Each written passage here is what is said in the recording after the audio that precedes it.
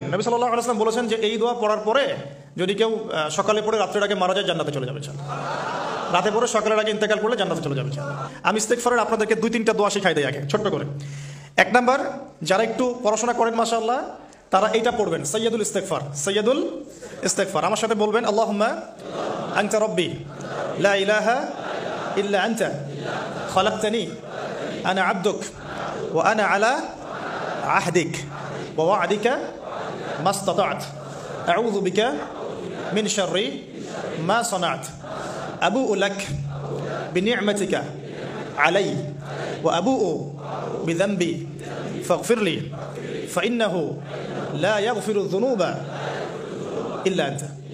এই যে আমরা গত লেকচারে বলেছিলাম যে আমাদের ইবাদতগুলো অন্তঃসার শূন্য হয়ে যাচ্ছে এই কারণে, বিকজ আমরা অর্থটা বুঝি না। এই যে দোয়াটা আপনি করলেন, নবী সাল্লাল্লাহু আলাইহি ওয়াসাল্লাম বলেছেন যে এই দোয়া পড়ার পরে যদি কেউ সকালে পড়ে রাত্রের আগে মারা যায় জান্নাতে চলে যাবে। রাতে পড়ে সকালের আগে ইন্তেকাল করলে জান্নাতে চলে যাবে। তো কি পড়লাম? আল্লাহ পাক বলছেন, নবী সাল্লাল্লাহু আলাইহি ওয়াসাল্লাম বলছেন, আল্লাহুম্মা হে আল্লাহ আনতা রাব্বি, আল্লাহ তুমি আমার রব, খালাকতানি তুমি আমাকে সৃষ্টি করেছো, আনা আবদুক আমি তোমার বান্দা, ওয়া আনা আলা আহদিকা আমি তোমার সাথে যে অঙ্গীকার করেছি এর উপরে আছি, মাস্তাতাও থাকার চেষ্টা করছি, আমি সাধ্যমতো থাকার চেষ্টা করছি, আবু'ু লাকা বিনি'মাতিকা আলাই আমার উপরে আমার যে উপরে তুমি যে নিয়ামত দিয়েছো আল্লাহ এগুলো আমি স্বীকার করছি। হে আল্লাহ তুমি আমার উপর যত নিয়ামত দিয়েছো আমি স্বীকার করছি, ও আবু'ু বিযানবি আমার যত গুনাহ আল্লাহ সব স্বীকার করছি। এইভাবে যদি বান্দা আল্লাহর কাছে দোয়া করে আল্লাহ মাফ করবেন না? সুবহানাল্লাহ। ফাগফিরলি আল্লাহ আপনি আমাকে মাফ করুন, ফাইন্নাহু লা ইয়াগফিরু যুনুবা ইল্লা আনতা, কারণ আপনি ছাড়া যুনুব কেউ ক্ষমা করতে পারেন। ব্যাস এইভাবে বুঝে বুঝে এটা যদি না পড়েন অ্যাটলিস্ট এতটুকু, আস্তাগফিরুল্লাহাল্লাযী লা ইলাহা ইল্লা হুয়াল হাইয়ুল কাইয়্যুম ওয়া আতুবু ইলাইহি, এইটুকু।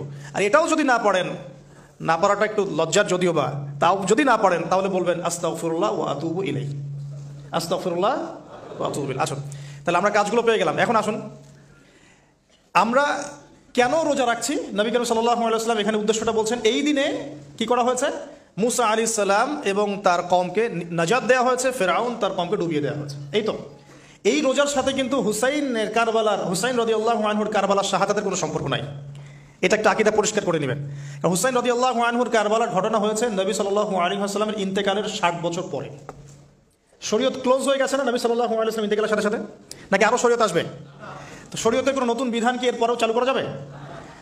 এই দিনে অনেক ঘটনা ঘটেছে, এই ঘটনাগুলোর সম্পর্কে কিছু দুর্বল বর্ণনা আছে বিধায় আমি বলছি না পাবলিকলি। বলা হচ্ছে এই দিনে নূহ আলাইহিস সালামের কিস্তি, ওই যে কিস্তি প্লাবনে ভেসে ভেসে এই দিনে জুদি পাহাড়ে এসে নোঙর পড়েছে, এরকম অনেক ঘটনা। এই দিনে মুসা আলাইহিস সালামকে নাজাত দেওয়া হয়েছে, এই দিনে ফিরআউনকে ডুবিয়ে দেওয়া হয়েছে, এরকম অনেক ঘটনা আছে। কিন্তু এই দিনে রোজা রাখার উদ্দেশ্য হচ্ছে এই নাজাতে মুসা। এইটা হুসাইন রাদিয়াল্লাহু আনহুর শাহাদাতের কষ্টে রাখছি না আমরা, ওইটা আমাদের জন্য আরেকটা জায়গা। ওই জায়গাটা নিয়ে যে হুসাইন রাদিয়াল্লাহু আনহুর শাহাদাত, ওইটা থেকে শিক্ষাটা আমার কি? এই ঘটনাটা এই 10 মুহররমে ঘটে গেছে, এটা আল্লাহ পাকের তাকদিরে ছিল, এই দিনেই ঘটনাটা ঘটে গেছে। এই ঘটনা ঘটার আগেই নবী সাল্লাল্লাহু আলাইহি ওয়াসাল্লাম রোজা রাখতেন, এমন না যে ঘটনা ঘটার পরে সাহাবীরা রোজা রাখা শুরু করেছেন। ব্যাপারটা কি তাই না? মূল জিনিসটা বুঝি, তারপর হুসাইন রাদিয়াল্লাহু আনহুর শাহাদাতের দিকে যাবো ইনশাআল্লাহ। আমরা দোয়া করি আল্লাহ পাক আমাদের সবাইকে হুসাইন রাদিয়াল্লাহু আনহুর মতো সাহস, কারেজ দান করুন, তাদের মতো বীরত্বপূর্ণ ঈমান দান করুন, এবং জুলুমের বিরুদ্ধে তার মতো দাঁড়িয়ে যাওয়ার মানসিকতা দান করুন। আল্লাহ পাক সারা দুনিয়া থেকে ইয়াজিদদেরকে ধ্বংস করুন, এবং রাসূল সাল্লাল্লাহু আলাইহি ওয়াসাল্লামের কলিজার টুকরা নাতি হুসাইন রাদিয়াল্লাহু আনহুকে আল্লাহ পাক জান্নাতের উচ্চ মর্যাদা দান করুন। তো এখানে দেখুন মুসা আলাইহিস সালামের নাজাতের সাথে আশুরার ঘটনা জড়িত।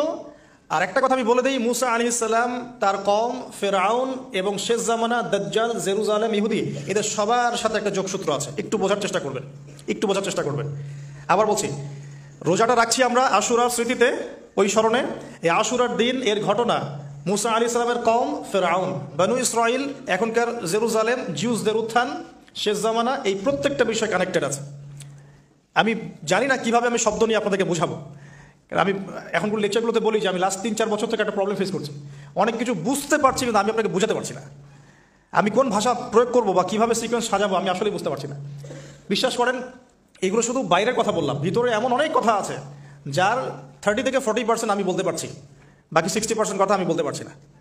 এখন আপনি ইন্টেলেকচুয়াল অডিয়েন্স হয়ে বুঝে নিয়েন যে কেন বলতে পারছি না, কেন বলতে পারছি না, কী কারণে, এটা আপনাদেরকে বুঝে নিতে হবে।